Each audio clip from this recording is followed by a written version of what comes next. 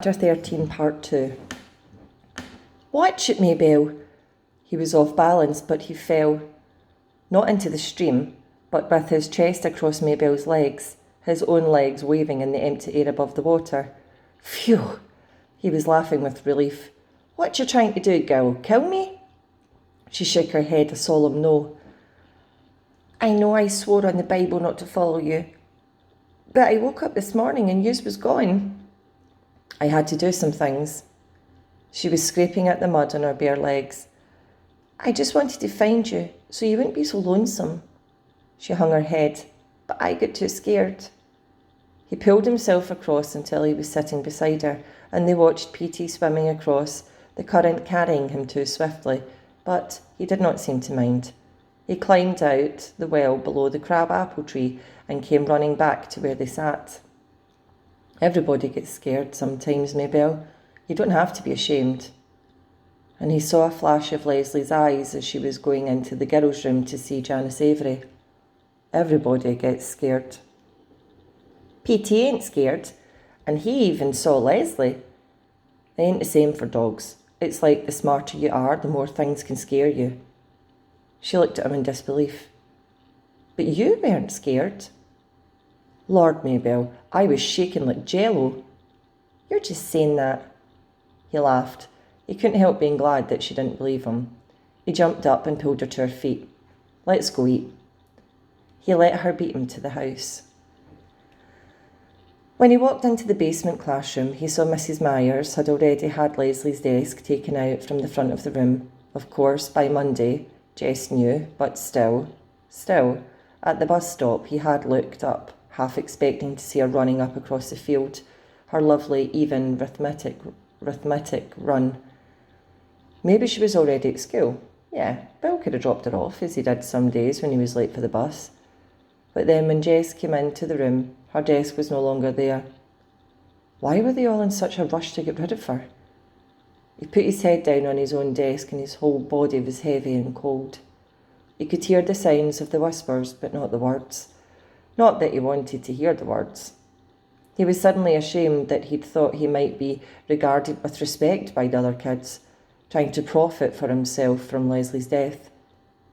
I wanted to be the best, the fastest runner in the school. Well, now I am.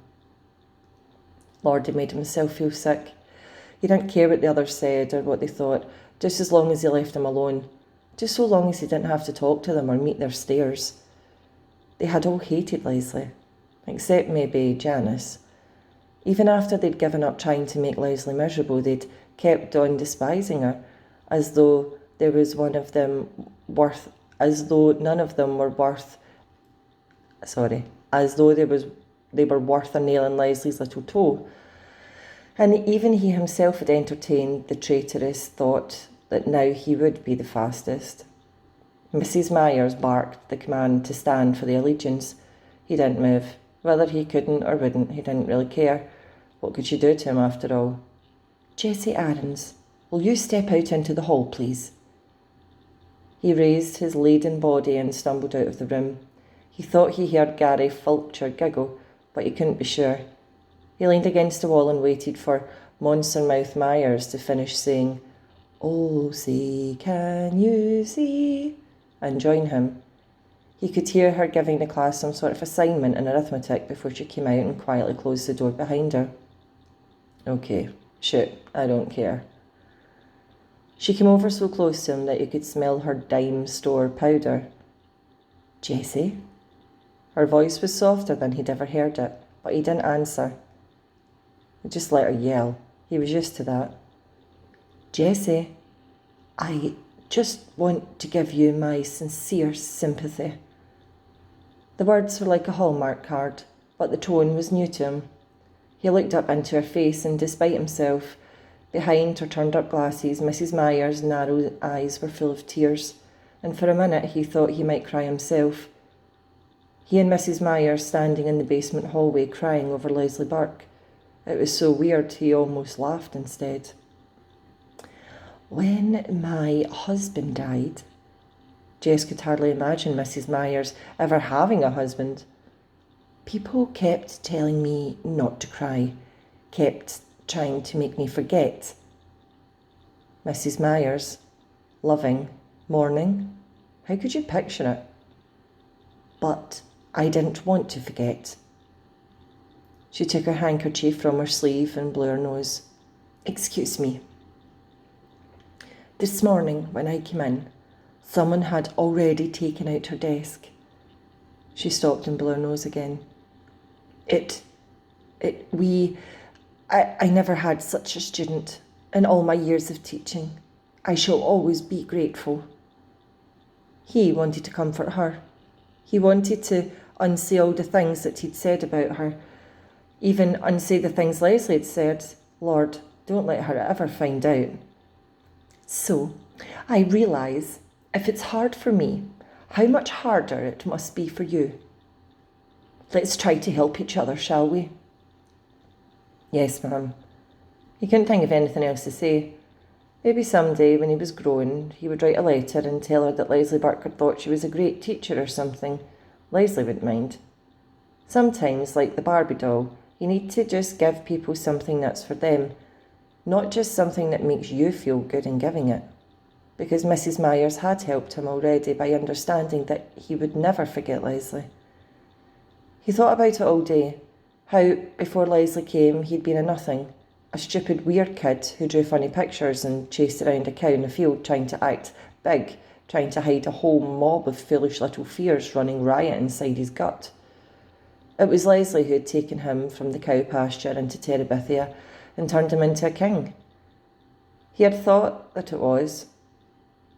Wasn't king the best that you could be? Now it occurred to him that perhaps Terrabithia was like a castle where you can be knighted. After you stayed for a while and grew strong, you had to move on. But hadn't Leslie, even in Terrabithia, tried to push back the walls of his mind and make him see beyond to the shining world, huge and terrible and beautiful and very fragile? Now it was time for him to move out. She wasn't there, so he must go for both of them. It was up to him to pay back to the world in beauty and caring what Leslie had loaned him in vision and strength. And as for the terrors ahead, for he did not fool himself that they were all behind him, well, you just have to stand up on your feet. Bill and Judy came back from Pennsylvania on Wednesday with a U-Haul truck. No one had ever stayed long in the old Perkins place. We came to the country for her sake. Now that she's gone, they gave Jess all of Leslie's books and her paint set with 3 pads of real watercolour paper. She would have wanted you to have them, Bill said.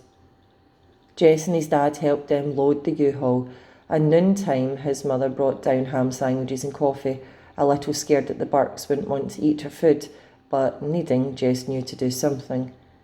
At least the truck was filled, and the Burkes stood around awkwardly, no one knowing how to say goodbye.